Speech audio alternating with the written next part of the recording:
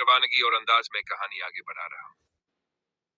कासिम हर सुबह फजर के वक्त उठता, अपनी झोपड़ी के बाहर खड़ा होकर आसमान की तरफ देखता और अल्लाह का शुक्र अदा करता। फिर वह अपनी बकरियों को लेकर बस्ती से थोड़ी दूर हरी भरी ढलानों की ओर निकल जाता। उसके पास न तो महंगे कपड़े थे, न ही भरपेट खाने का इंतजाम, मगर उसके दिल में इत्मीनान था। बकरियां ही उसकी पूंजी थी, वही उसका परिवार, वही उसकी उम्मीद। बस्ती के लोग अक्सर उसकी गरीबी का मजाक उड़ाते, कुछ उसे नासमझ कहते, तो कुछ उसकी सादगी पर हंसते। मगर कासिम कभी किसी से शिकायत नहीं करता था। अगर कोई भूखा आता तो वह बिना सोचे अपनी बकरियों का दूध दे देता।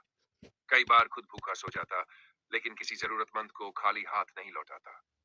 एक दिन की बात है, बगदाद से आए कुछ व्यापारी उस इलाके से गुजर रहे थे। रास्ता भटकने की वजह से वे प्यासे और थके हुए कासिम की ढलान तक पहुंच गए। उन्होंने जब कासिम से पानी मांगा तो उसने उन्हें झोपड़ी में बैठाया, ठंडा पानी दिया और ताजा दूध पिलाया। व्यापारियों ने बदले में सोने के सिक्के देने चाहे, मगर कासिम मुस्कुरा कर बोला, मेहमान की सेवा का बदला पैसे से नहीं लिया जाता। उनमें से एक बुजुर्ग व्यापारी कासिम की बातों से बहुत प्रभावित हुआ। जाते जाते उसने कहा, ए चरवाहे, तुम्हारी दौलत तुम्हारी बकरियां नहीं, बल्कि तुम्हारा दिल है। कुछ ही दिनों बाद उस इलाके में भयानक सूखा पड़ गया।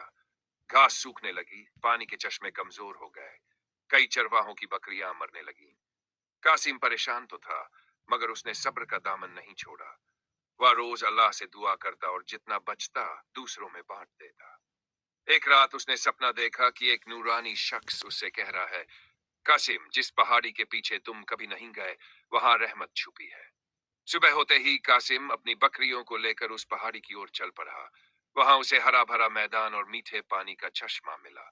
उसकी बकरियां बच गई, बल्कि और स्वस्थ हो गई।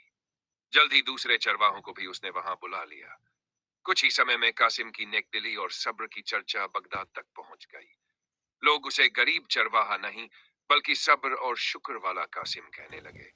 कासिम वही रहा, सादा, विनम्र और अल्लाह पर भरोसा रखने वाला, मगर उसकी कहानी लोगों के दिलों में अमीर बन गई। अगर चाहो तो मैं इसे और लंबा कर दूं, बच्चों के लिए नैतिक कहानी बना दूं, या इसमें कोई चमत्कार सूफियाना रंग और गहरा कर दूं।